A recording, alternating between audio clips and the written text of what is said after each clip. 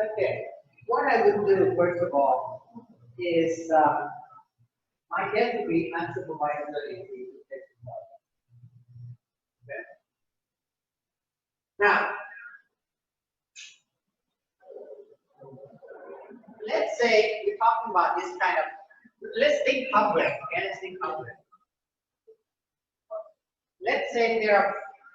I'm just going to pick a handful. I'll pick five characteristics. Okay, five characteristics. So maybe it's scoring, one player defense, or coordination. And you how many fields do we have here? How many columns? Let's say you have about 20 columns. Let's say. Can you a priori give me some kind of grouping that this certain criteria goes into this? Can you think about that?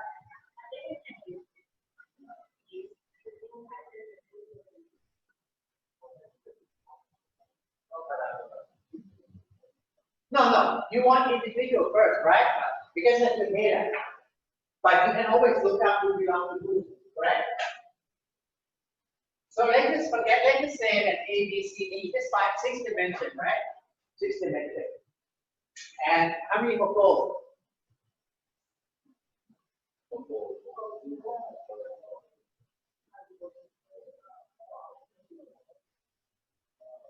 6 as well. Okay. Okay, fine. Right.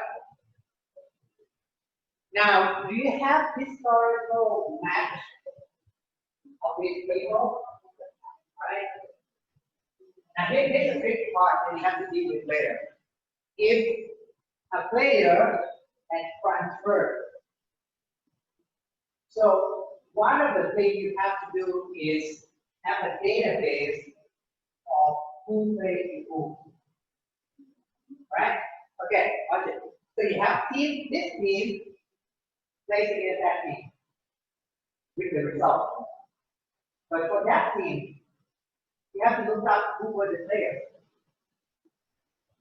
It's going to be difficult, right? Yeah, but what? And this is where data hunting comes in. And maybe there's some confusion. You have to figure out some way. You can simplify it in any way you like. For example, you can say if sometimes takes less than 15 minutes to ignore it. You can do the same kind of, I don't care. As long as you stay. You stay how you handle it. So you can say something like, I'm going to use just the 11 that plays the blocker. Correct? Or maybe you can average the attribute. Yeah, I don't know. Okay? The point is, you have team, result, and then you substitute the team into component of player, so that in the same database, one player can be in this team 1 year and year next, right? So, how do we do this, guys? How do we do this? We have 12 attributes. 12 attributes that get some kind of average. Let's just say, for simplicity's sake, we just add 1. Okay? Now, so the 10 players have to add up, and the 4 people have to add up. Okay? So you have basically a complex of 12 dimensions. Yeah? Fine, you don't have to do it on the picture. Yeah?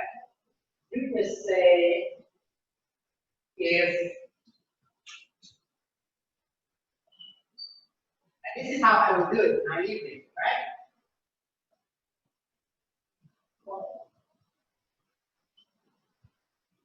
Okay. 6, 6, 6, 6. Okay? And then output is left beats right. Or left gets beaten by right. Or left draw right. Better yet,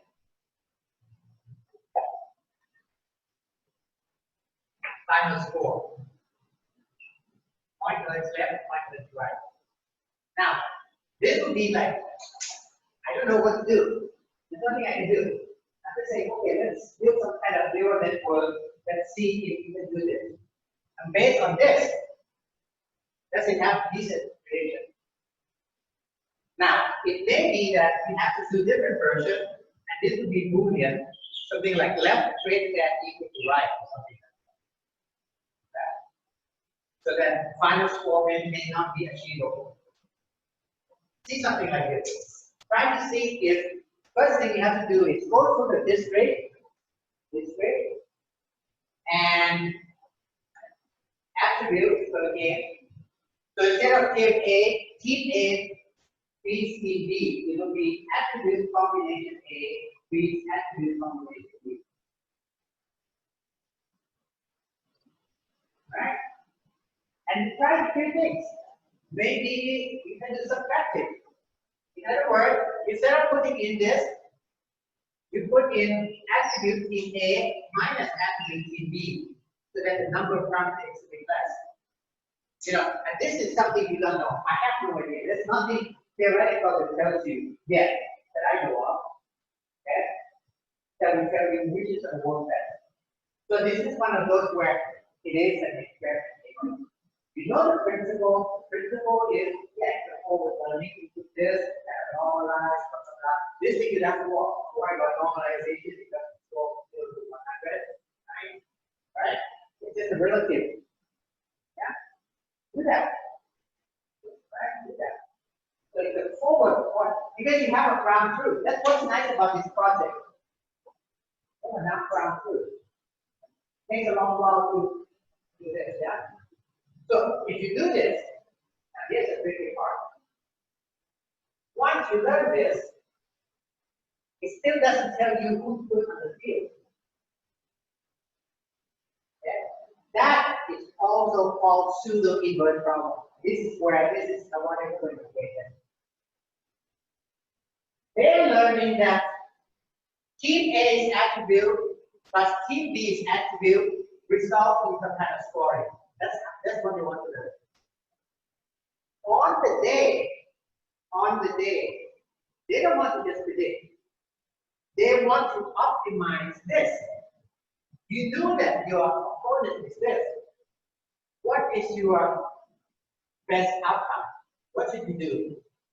This becomes what's called pseudo-inverse. In other words, you want not from input to output, you want from output to input.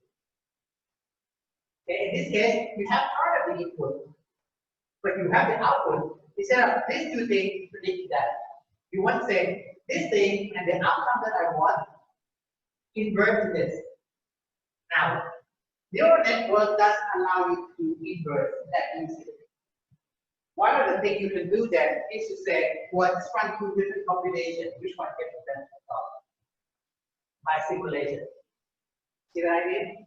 A pseudo inverse means if I do X, I do Y. A real inverse would be if I do Y, what is X? A pseudo inverse would be if I do X, I know Y. If I know Y, I try to do X to get to Y. Yeah? So your problem is becoming a little bit more interesting.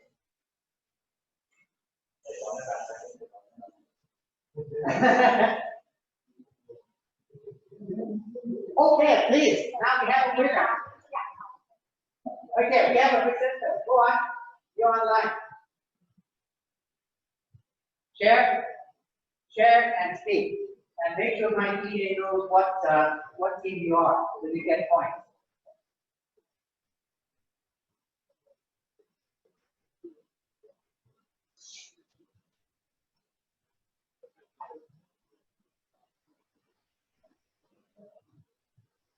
I think Monday, let's make it mandatory. I don't like this kind of thing.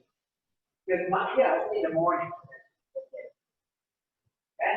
So everybody must be here on Monday.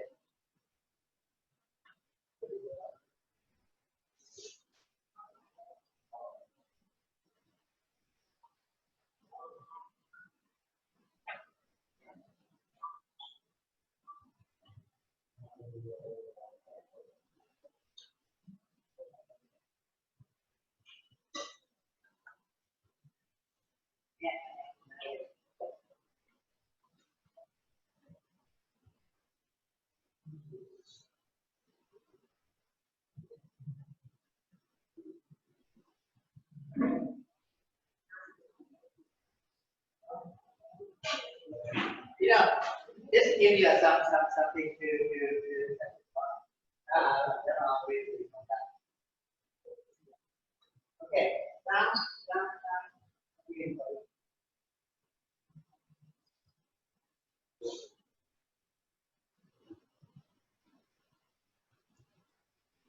Hello, can you hear me?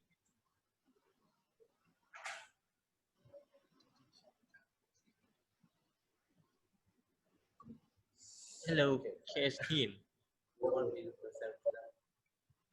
Okay.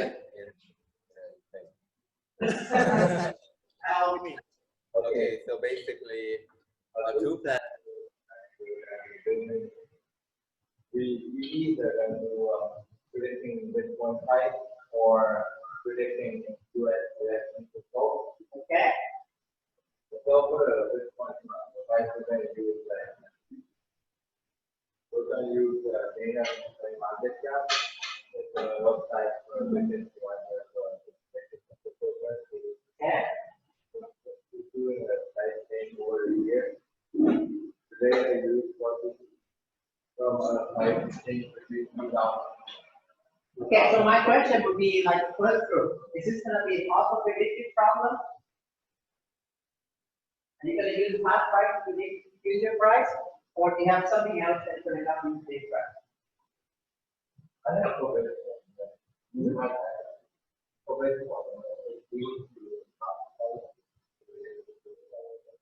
Okay, and you are predicting one I guess Bitcoin or different families of Bitcoin.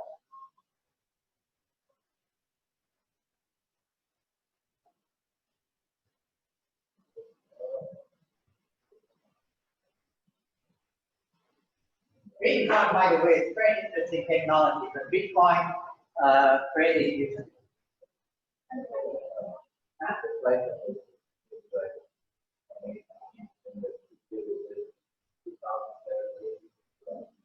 So literally Bitcoin, right?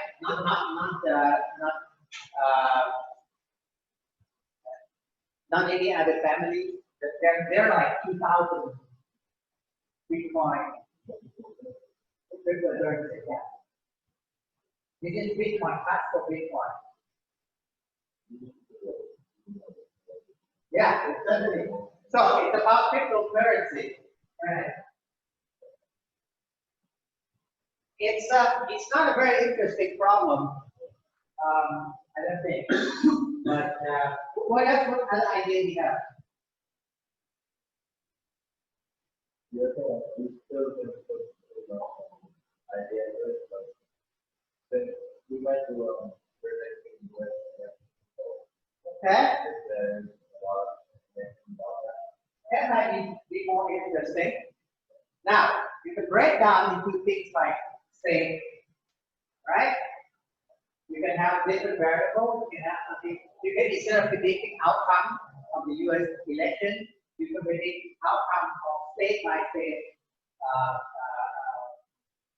outcome, and then tally up the same count. Because America they use what's called audit system, right? So instead of predicting Trump versus Biden, it would be something like Trump versus Biden for each of the 50 states. And then you just tally out the number of electoral college, right? Something like that. And then you predict different scenarios under different probabilities. So that might make sense. And then you can do something like, well, in that case, it's not going to be auto-predicted, but you have to do auto-prediction for that, right? You can use past information, like how many times the state has voted Republican.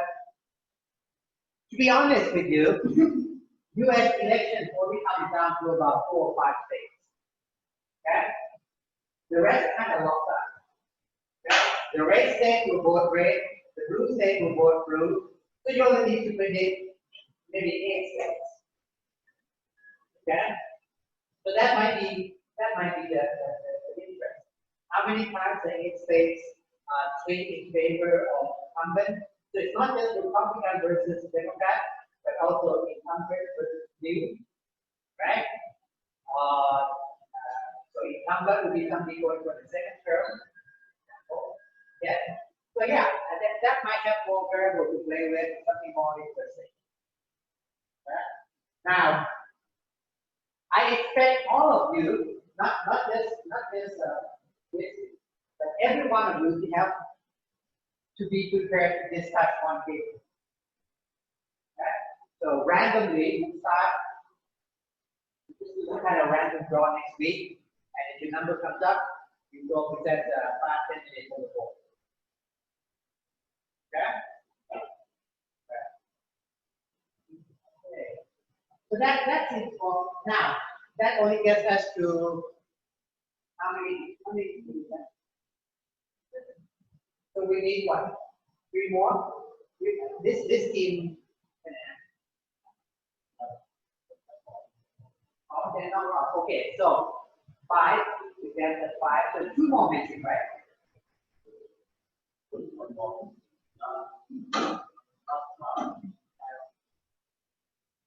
Okay, let's look. Okay, we have what's the name of the team? Nominal? We have nominal. Right? Got that? Manifold. Got that? Quảng. Got that? Yes. The one in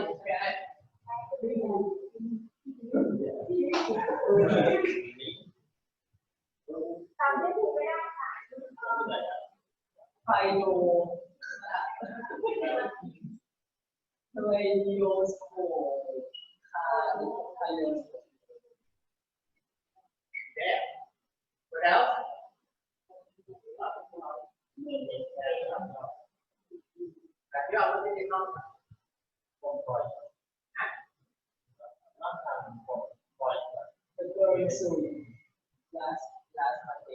So what was the project?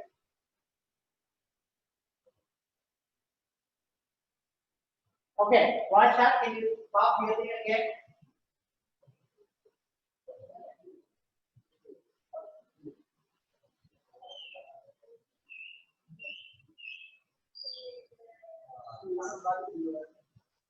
Okay. พวกไม่มานะเฉยเลยว่าไม่มา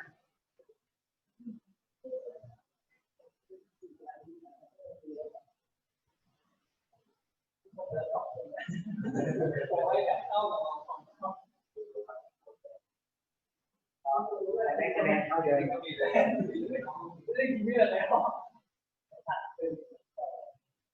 แต่ถ้าเกิดเวลาลงไปนะจะเจอทุกคนที่ซูมนะทุกคนที่อยู่ในห้อง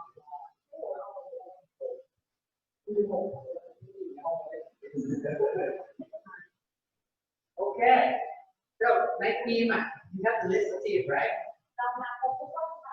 So what are the team?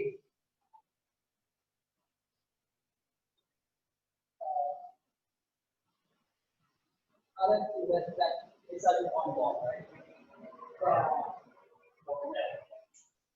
Forecast.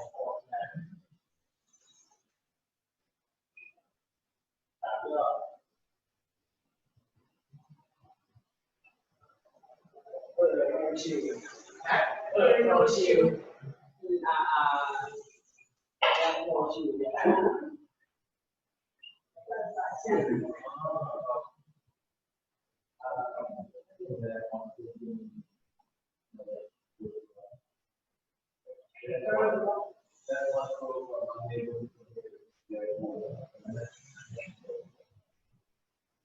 Okay, you see that.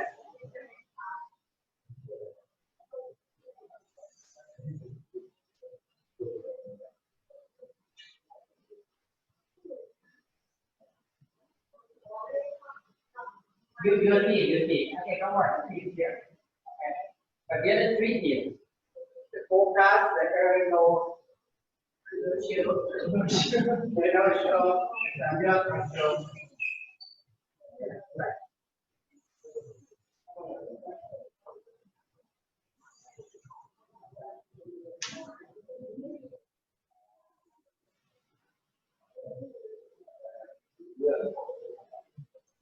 Okay, I think I'll show you guys. If I'm just going to assume the other three teams are missing, and we'll focus on what we got. And what I like to do is spend a little time on the Mathematica pipeline. This is quite simple. Okay.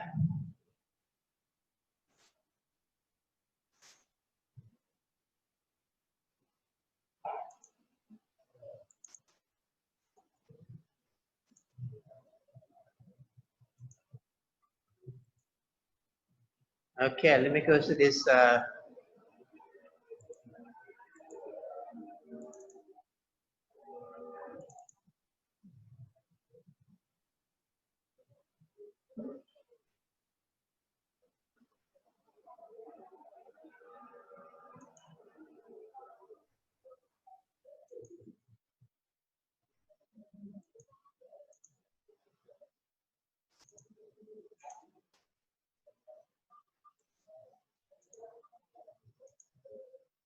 Okay,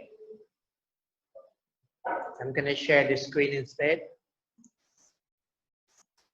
Okay, you have the player version of all this, right? So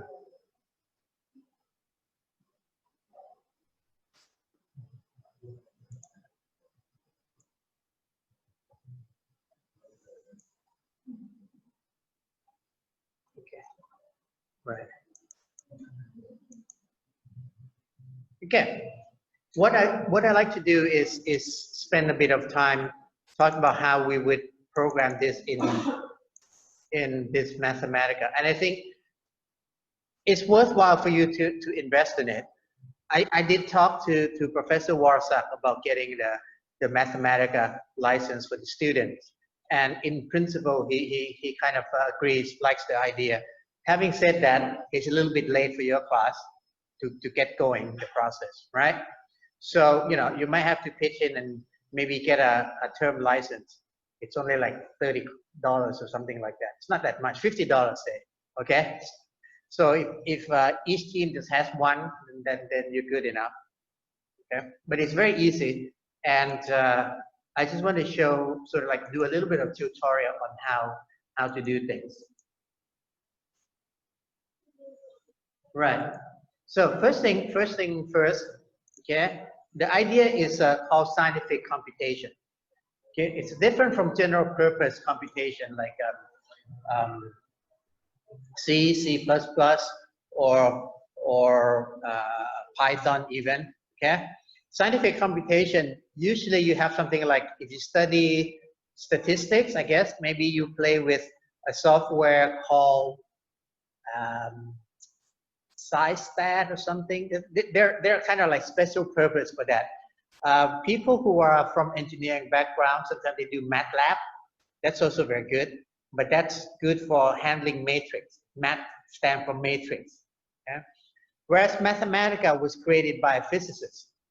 So really, from the onset, he meant it to be a symbolic language.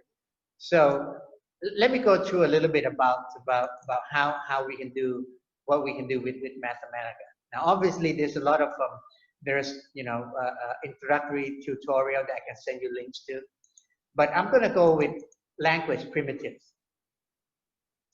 By the way, last year when you studied Python, you used Jupyter Notebook, right? Jupyter Notebook. What was your programming environment in Python? Jupyter Notebook? Python. PyCharm. Oh, okay. Well, at SCB we use Jupyter Notebook, and that's becoming standard. Jupyter Notebook is going to look a lot like Mathematica Shell. In fact, Jupyter Notebook was modeled after Mathematica Shell. So this idea of having shell computation, you know, something like this, is from Mathematica first.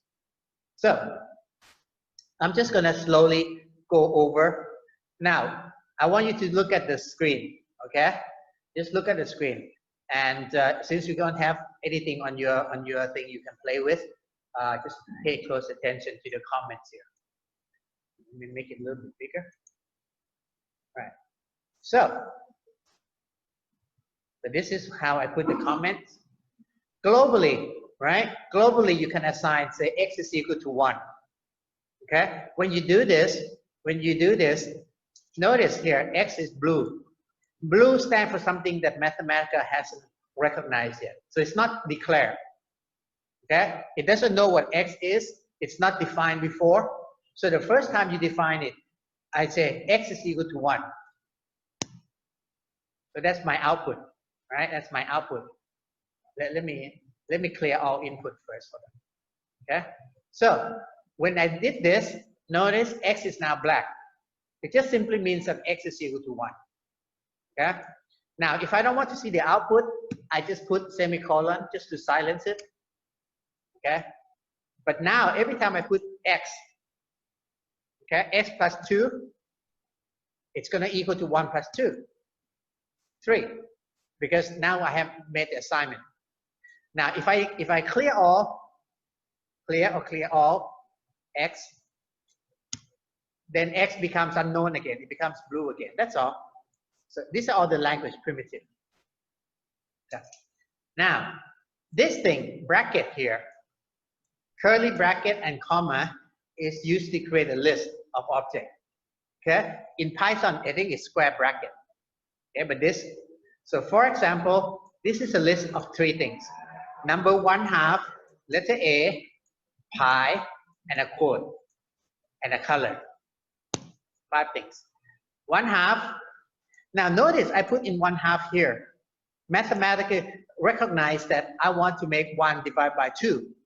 But because 1 divided by 2 is exact, it's more exact than 0.50000. So it leaves it at ratio. A is undefined, fine, so we leave it at that. Pi, okay, and there's a code. So there's a blue. Okay, so it's very easy. It has it gives you, this is a list of anything. Okay, if you have background in programming, you say that it's weakly typed. In other words, you can use any kind of type, integer, color, whatever. So the type that Mathematica works on is symbolic type. It treats everything as symbolic object. So it's not like C++ or C where you say, this is a string, this is a float, this is double precision float, or this is integer, or this is Boolean. It just said, this is something. And whatever attribute is defined to it, fine, work with it. Now here's a function. Okay? A function or an operation is called with this bracket. If it has an argument, then you have that. Now, because I didn't put the semicolon, it's going to execute all this. Beep is a function that makes a sound. Sine of pi over 2 and power of 2 over 3. Right? Can you hear that? Oops. How come you didn't hear it? You'd hear the beep. Anyway, I think maybe because we're on the Zoom mode or something. It should make a sound. In fact, I can make piano sound. Did you hear it? No? I did.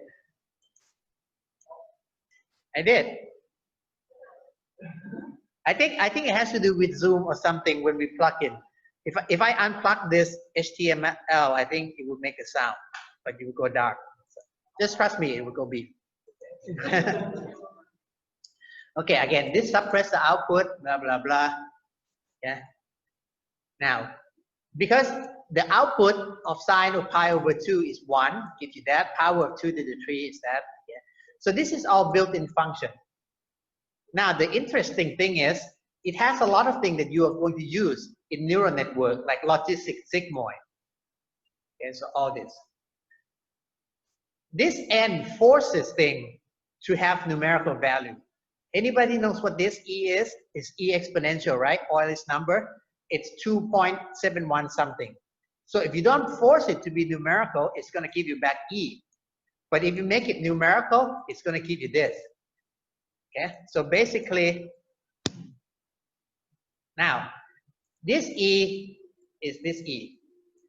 This N of E gives you numerical value of that. By default, it gives you 6 decimal significant digit. So 1, 2, 3, 4, 5, 6. 6 significant digit.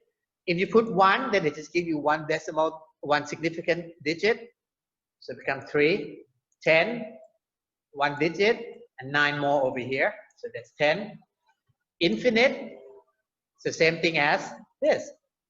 See, so it's not going to give you literally infinite. Say, well, you want infinite precision, it is E. Now, this is something that comes in useful. Instead of N of E, I can say N applies to E, or E piped to N. These are 2 alternative syntax for calling the function. It gives you the same output. Okay? Sometimes it makes your code nicer. Okay? Now, this clear all the variables. Okay? Now, I tend to do this a lot, which is to randomize seed. Seed random means that there's a pseudo random number generator built in. It generates number between 0 and 1. But you want it to be random, but repeatable. So by calling the random seed, it repeats. If you go to Excel, for example, and you type in RAND, open bracket, close bracket, it will keep changing. You can't get back to the original source. Okay, this one you can. And it's very important in simulation study. I can tell you that later. Okay. Now, table is a function that enumerates a list of elements. So if I say table create A, I from 1 to 10, it's just going to make N 10 times. B to the power I from 1 to 10, it's going to B to the 1, B to the 2, B to the 3. And this one the same, I from 10 to 20. So this is the argument of iteration. In Python, this kind of thing is known as list comprehension, right? It's similar to list comprehension. Okay? But in this case, it's not I in the list, it's I in the enumerator. Enumerate from 1 to 10. So this one creates this thing, this one creates this thing, this one creates this thing, right? 10 to 20. Now this say from 10 to 20 in step of 3. So 10, 13, 16, 19, and no more. Okay. Now, this thing, if you make a list, right? And it's not a list like crazy list like I made earlier, where you have mixed number and symbol and sentence and colors. But if I make it the same thing, numerical, then it becomes similar to what's called a vector, right? So this is like a vector. This is a vector in 2 dimensions. This is a vector in 3 dimensions. Now, it doesn't look very nice because it's a list. Fundamentally, it's a list. If I want to dress it up and I say I want it to look like a matrix form, then I can do this. Matrix form. So matrix form. Okay.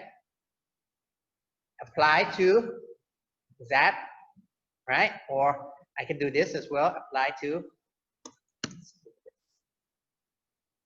Okay. Then it looks more like a vector that you are familiar with.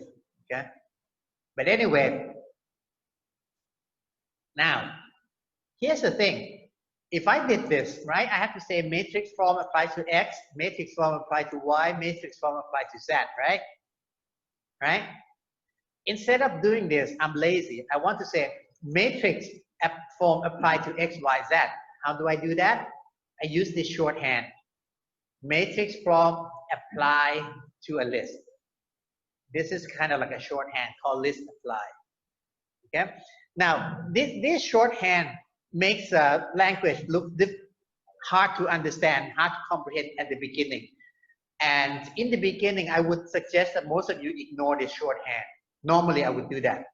However, I think it makes your code so much nicer. So learn a lot of shorthand from the beginning. Once you get used to it, you can read it. Okay. Now this one looks confusing at first, but all it says is that matrix form applies to a list of things. Applies to X, applies to Y, applies to Z. Right? Then it becomes easy. Now, this is where we get to matrix multiplication. This is where I start to treat this thing as a real vector. Lambda times X, so lambda times X1, lambda X2, X plus Y, X1 plus Y1, X2 plus Y1. Now, this is the only thing that is what's called sheet. What do you mean by sheet? X dot Y. Look at the blackboard for a second. I normally cannot do this. Can I do that? I can't, right? I have to take the transpose of that, right? So it has to be X transpose times Y. Okay? But Mathematica kind of assumes that if you write X1, X2 dot Y1, Y2, what you're trying to do is it's like a dot product. So Mathematica allows that. Okay? So X dot Y, it becomes a lot more, you know, to make it really healthy looking, you have to say transpose of this. Okay? And then dot Y. But this is one thing where Mathematica allows you to be sloppy. Okay? X dot Y is equal to X1 Y1 plus X2 Y2. Okay? Now, the matrix, the dot product only works if the dimension match. So if X dot Z, is this going to work? Nope. Not work, right? So it's not completely sloppy, right?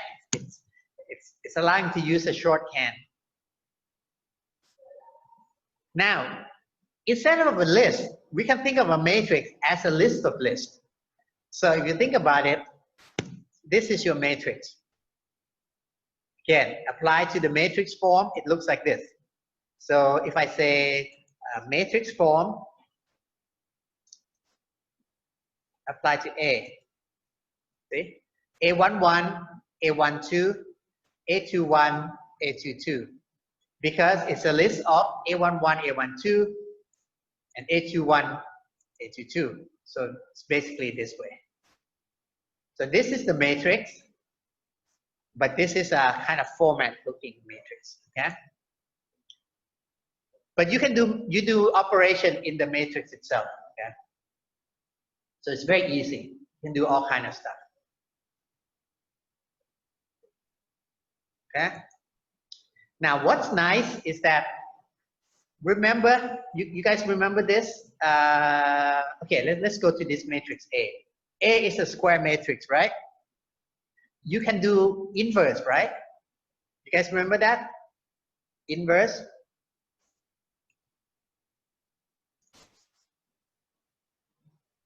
You guys remember this? Yeah? So, if I say that AX, if I want to solve AX, A dot X equal to B, okay? Let's just say, let's make it, okay, let me say this, okay? B equal to right hand side 1, comma, right hand side 2, okay? And I want AX, A dot X equal to B. And I want to solve for X. Anybody know what the solution to that is? It is A inverse B, right? So it's inverse, so I can say inverse A dot B. And that's it. Now, this I know ahead of time, but let's try something else. And this is where I want to show you the problem, the power. I want to solve AX equal to B for X.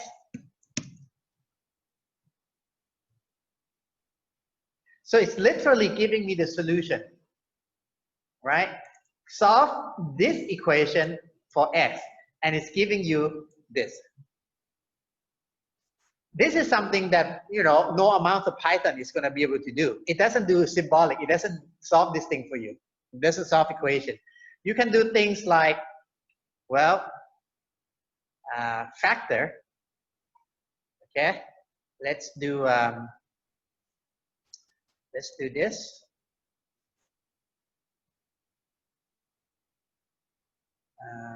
A to the power 2, say A. You done this in high school, right? Something like x to the power 2. Okay,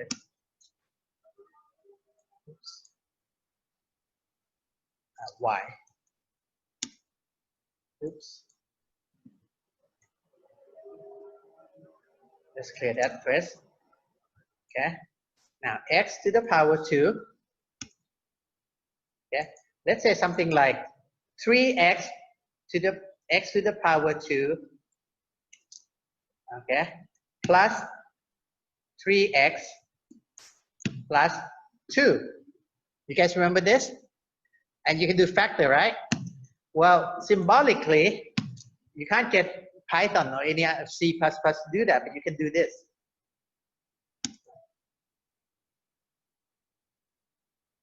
So it's treating it as a symbolic problem, right? Except it's a bit more clever, so that you can do something like this. It doesn't come out. If it doesn't come out, it doesn't come out. If it comes out, then hold on.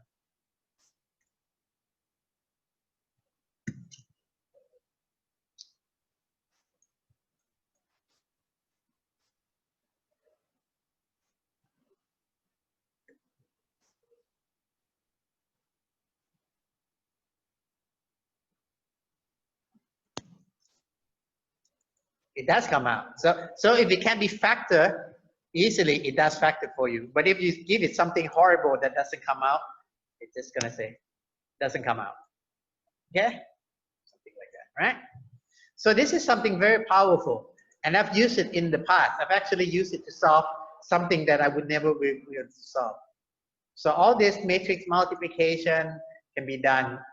Okay, so matrix A times X, A dot X, and so forth. Now, in reality, a lot of time we won't be dealing with the matrix. You can imagine that this is a 2 by 4 pixel screen. So it has 2 rows, 4 columns, and each point has 3 values, red, blue, and green. Right? So this is exactly what a tensor representing the screen value is, right? So this is basically a 2 by 4 pixel, very tiny screen, 2 by 4 pixel value of R, G, and B. Now, in reality, you have like 1080 or something like that, right? So let's clear that all, okay? Because so this is what's called language primitive. Okay, language primitive means just basically how to handle it. Okay. But then you have a lot of built-in function. Now, built-in function is a whole library of things that the way I do it is this. Let's say I want to do something. Let's say I want to do eigenvalue decomposition. Okay, remember eigenvalue decomposition? New share this.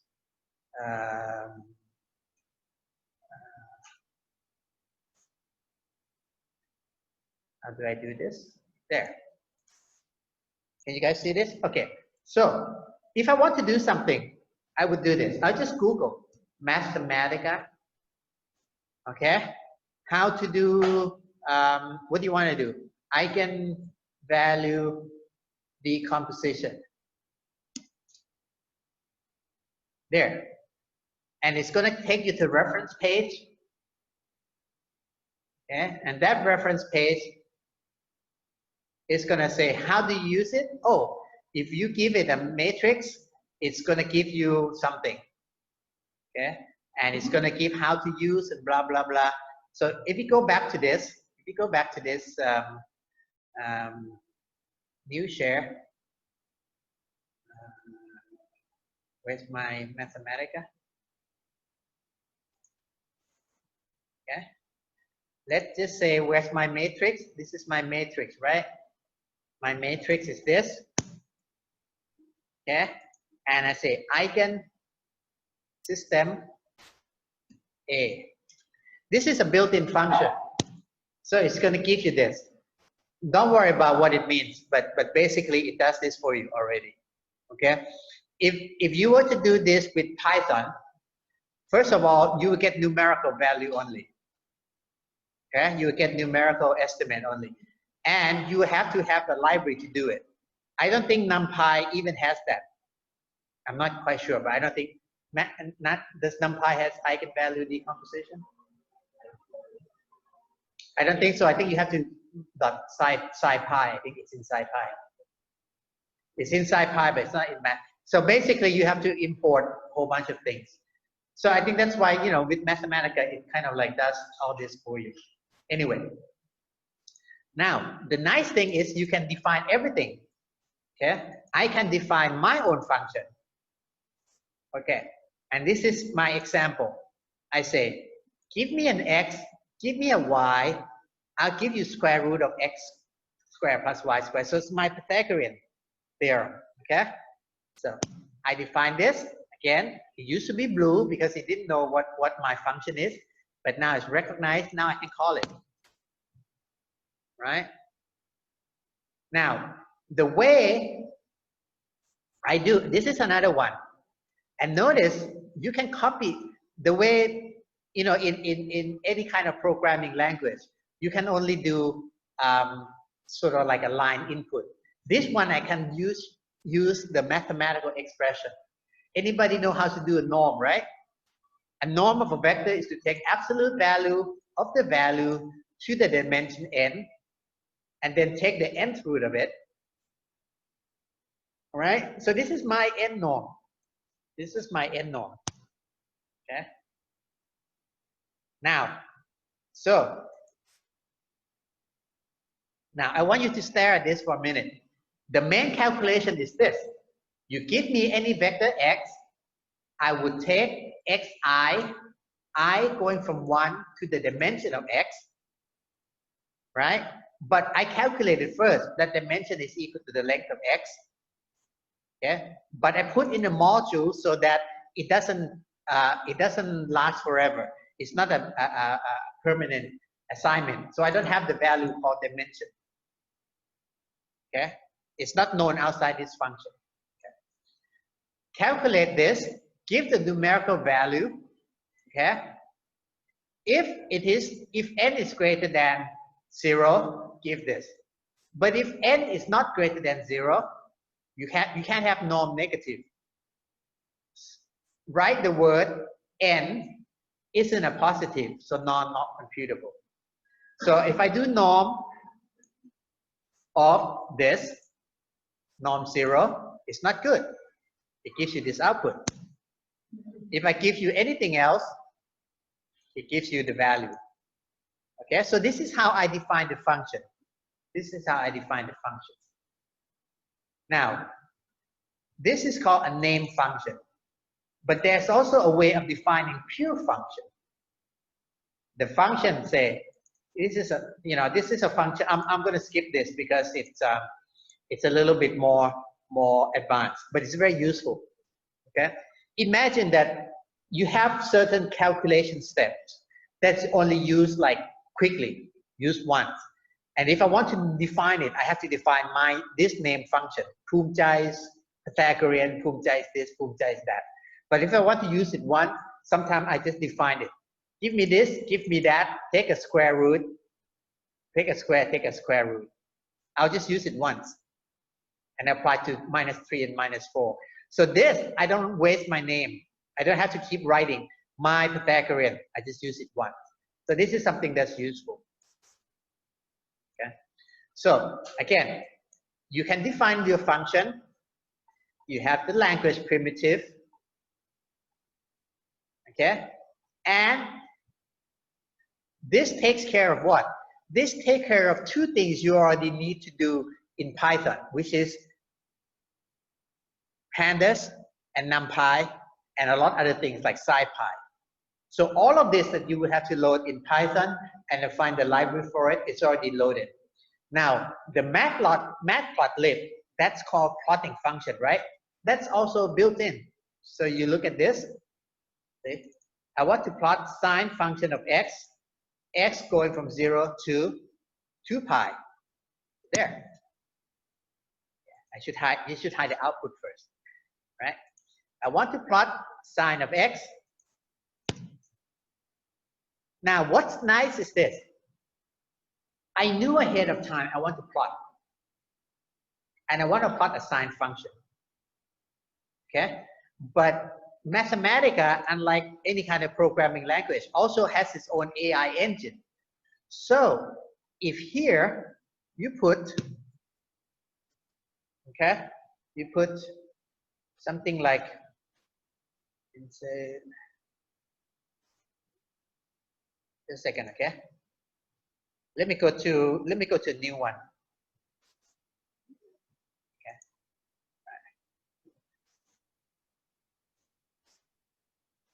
Okay, see this one? It says free-form input. Free-form input means you are using Mathematica's own AI engine to guess what you want to do.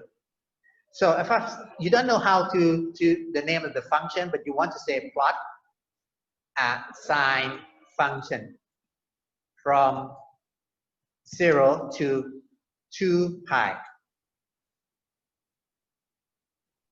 And let Mathematica guess.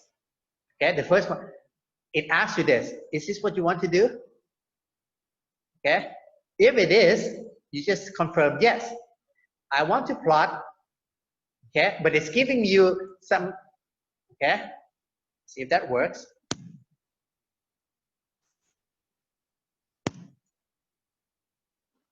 It's actually giving you more because it's giving you A. I don't need A, I can just do this.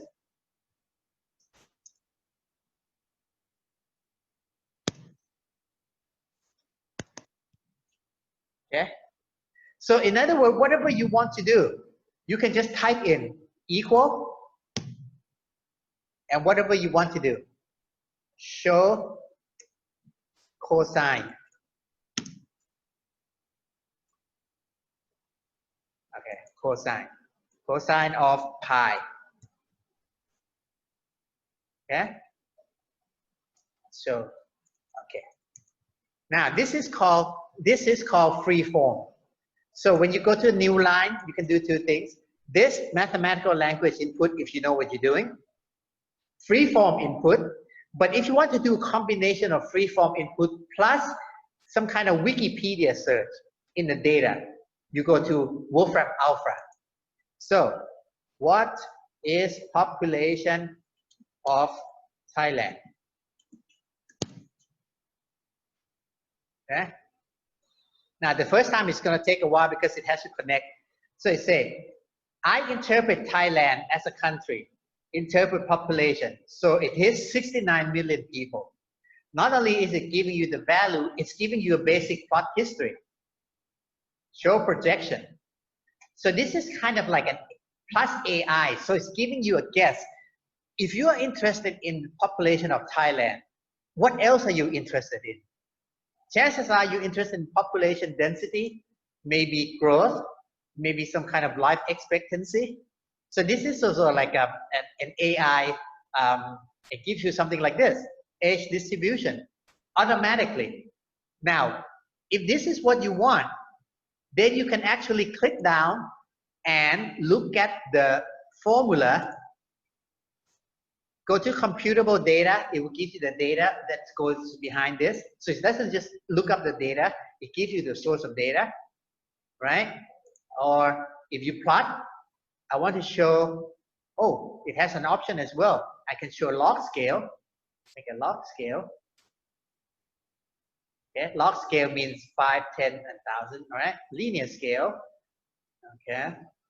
And it's giving you all kind of things, okay?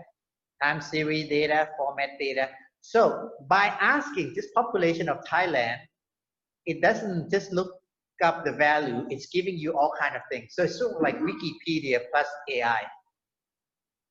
And even does this, largest city, Bangkok has 5.1. This is just from one free form query. So imagine if you were to do the same thing with Google, what is the population of Thailand?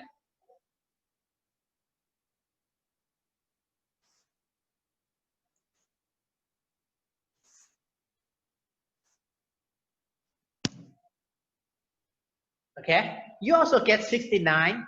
Maybe you get some plot, but then you go to all kind of website and it's not giving you any kind of graph for this thing. If you want graph, maybe you have to do the image or something like that, right? Okay, it does have this.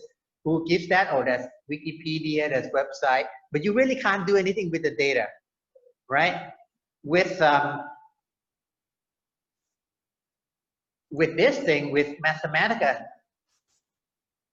when you go to what is the population of Thailand, it gives you the data, it gives you the function, it gives you the plot. Now let's go for a little bit more plotting function. This is sort of like the plot 2D, the 3D. Okay. Can you guys see this? This is the sine times cosine. X from 0 to 2 pi, y from 0 to 2 pi. Now what if I want to move this? I can manipulate, and this is where the manipulate comes in. I can manipulate this function, right? I make this n something I manipulate. So if n is equal to 1, 2, 3, 4, 5, 6, 7, 8, right? So this is how the tools, basically this is how I prototype all my tools, even professionally. Use manipulate. Okay? I do this. Okay? So I do all this kind of manipulation. This is nice. So in a professional work, I would maybe sign my name, put the name of the project. I would allow this. Now, when I have time, I would show you how I use this for what's called derivative pricing project. Okay. Now, again, this one goes back to the symbolic capability. You know, you remember if you have a function, okay, this is a function, okay, right? And I ask you to take the derivative with respect to x. It's gonna take you a while, right? I can do this. Derivative of this with respect to x, right? I can take derivative of this with respect to y, right? I can also take derivative with respect to x and y, I think.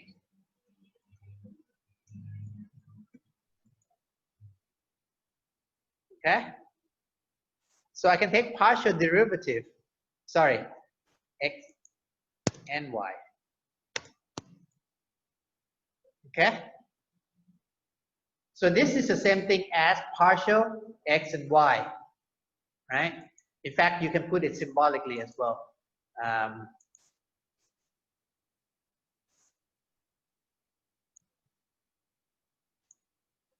Where's the partial derivative? Where's the partial derivative? Can you guys see partial derivative? ไหนครับข้างบนข้างล่าง Where's partial derivative? Okay. Yeah. Okay. So if I did this, I get that, right? But if I did this, I put this here. So you can actually go at any paper and copy the formula. Oops. A partial derivative by a subscript differentiation variable.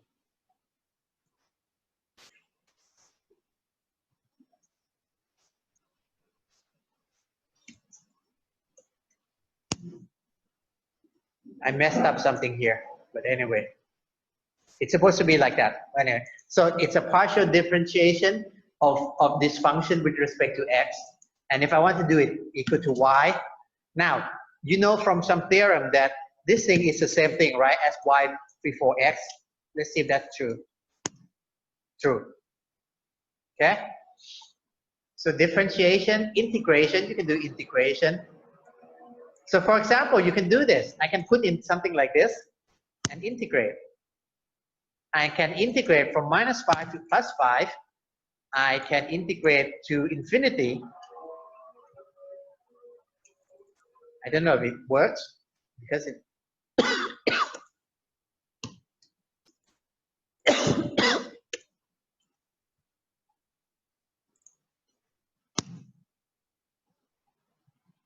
nope, that's not converge. So, but I know this one converge because 1 over okay, x squared.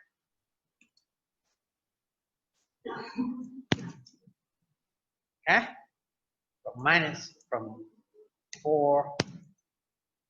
Okay.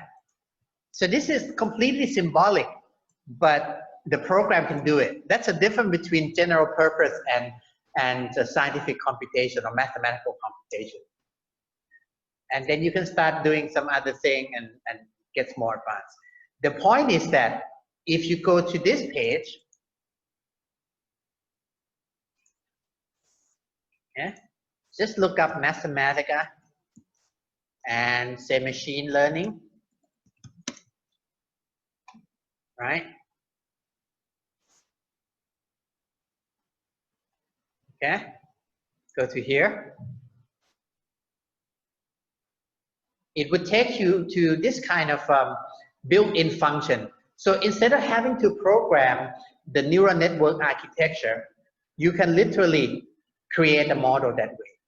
Now, the last example I want to show is in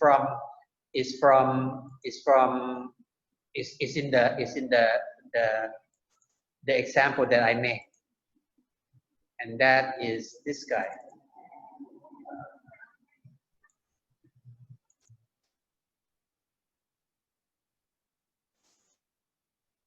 Okay.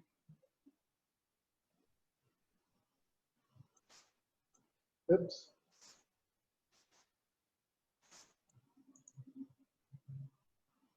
Okay. You see that? So machine learning. Okay. Now I have this kind of data preparation module that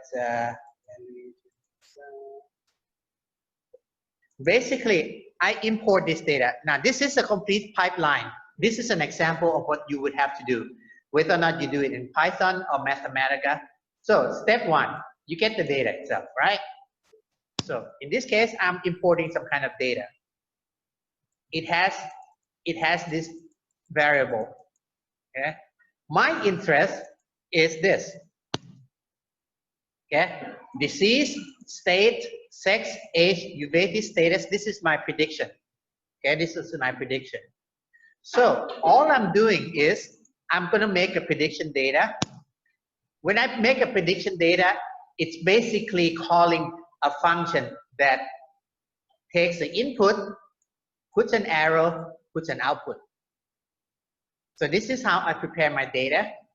This data is then ready for my model training. Okay. Now I separate my data into training and test data. I take drop 0.8%. So in other words, I'm going to train on 80% of the data and then test on the 20% of the data. Now this is how I automate my model building. My classifier is equal to classifier trained data. That's it. All I do is this. Okay, and then I press enter, and it goes to an automatic machine learning model building tools. Okay, so it's building a machine learning, and it's done. I have a classifier. So for example, I have a classifier. I put in the control group. I put in female, 40-year-old, and I predict doesn't have Uvetis. If I predict, say, maybe 56-year-old male,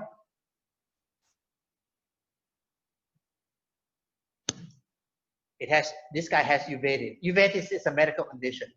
Okay, so already I have a classifier built, but I want to know how well my classifier is. Okay, I create what's called classifier measurement, and I want to show my classifier measurement, and it gives you this. This is a confusion matrix. It's saying that actual class of uveitis and non-uveitis, and my prediction. This is my receiver operating curve. Now, let me ask you a question. Have I gone over these performance matrix items for the classification problem yet? Yes or no? Have I discussed confusion matrix and ROC curve in this class? Okay, so this is an automatic. Basically, Mathematica knows that most of the time when you do classification, these are the two outputs you want. Okay, so it does give you all this. So it gives you a whole bunch of things. So I can now, in real life, I'm not going to rely on automatic model builder. I'm going to specify different class of model. For example, I want it to be neural network based. I want it to be based on support vector machine. Now this is going to take a while because it's slow. Okay, takes 10 seconds, 16 seconds, 12, 13 more seconds, 15 more seconds. By the way, if I want to make it quicker, how do I do it? How do I do it? How do I do it? I do this. I say target device GPU. Okay? If I do this, it's going to actually use my GPU on the laptop to calculate. So it's going to be much faster. Instead of 12 seconds that it took, okay, it's going to take 0.9 seconds, blah, blah, blah, 1, 2, 3, 4, 5. I think the first time gets a long while to start, but the subsequent run is quicker. Oops. It's order of magnitudes quicker when I do this, when I say target GPU. And again, I can do the same thing and calculate what my performance matrix is and so forth. Okay?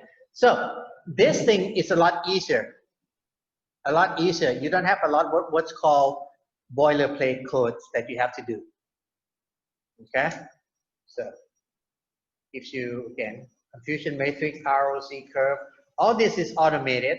And if you want to know how to call it, you go to classifier measurement, press F1, takes you to the reference page.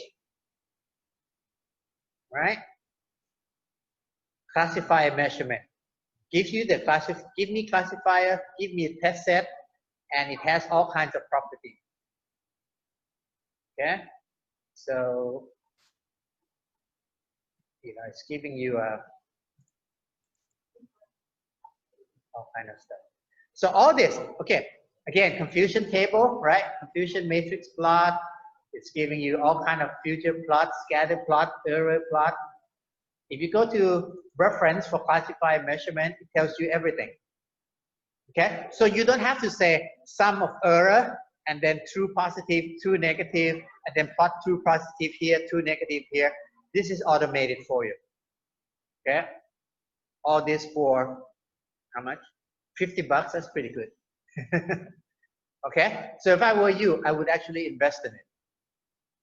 Okay, next year, if this class is repeated next year, if it's successful, we do this again. I'm going to try to make sure that the students have their license from the school. Sorry? Batch 2, I think, yeah. But it's too quick. Maybe if you guys move quickly or get more like maybe that's good. Probably doable. And they do that. Okay, but it's certainly you do this now. I'm going to have your TA build the same pipeline in Python. Okay, it may take maybe 50 lines as opposed to 10 lines, but it's doable. All this is doable as well. So now you have can build this thing where import data set, right? Identify input from output, make a partition input, training set, output set, build the model, make it cycling learn, then assess the performance of computer-based ratio. It's doable. I'm not saying I cannot do this, right? I can do this. And professional data scientists, instead of doing what I do, is program everything in Mathematica and translate to Python. A lot of times they don't start in Python because they already do that a lot of Python. Okay? But for you guys to do it, the first time it's very difficult. And again, Python will not be able to do mathematical stuff like optimization and stuff like that. They can do the numeric, but not the hard.